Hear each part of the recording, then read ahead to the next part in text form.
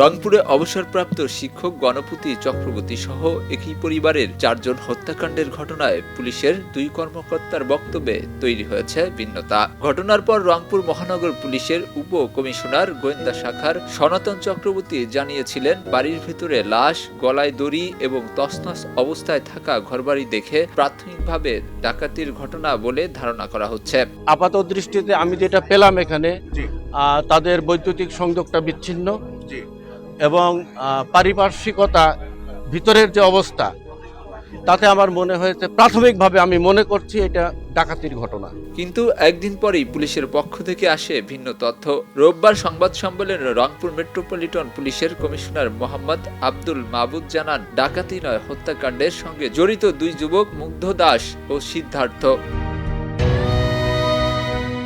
সংবাদ সম্মেলনে পুলিশ জানায়, ঘটনার রাতে ওই 2 যুবক বাড়ির ছাদে বসে ইয়াবা সেবন করছিল। এ সময় শব্দ পেয়ে অবসরপ্রাপ্ত শিক্ষক গণপতি চক্রবর্তী ছাদে উঠলে তাকে গলায় থাকা গামছা দিয়ে হত্যা করা হয়। পরে একে একে হত্যা করা হয় স্ত্রী, মেয়ে ও ছেলেকেও। ইয়াবা সেবন করাকালীন গণপতি চক্রবর্তী স্যার যখন উপরে সাউন্ড শুনে তিনি উপরে যান। খালি গায়ে ছিলেন, কাঁধে একটা গামছা ছিল।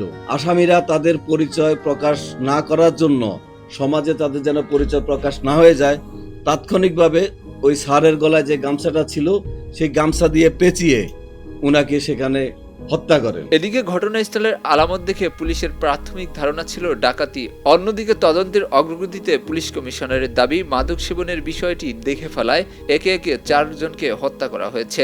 এই 2 বক্তব্যের পার্থক্য এখন আলোচনার কেন্দ্রে। হত্যাকাণ্ডের প্রকৃত উদ্দেশ্য ও ঘটনার পেছনে আর কেউ জড়িত কিনা তা তদন্তেই স্পষ্ট হবে। খবরের কাগজ, নিখাত, নির্ভীক, নিরপেক্ষ।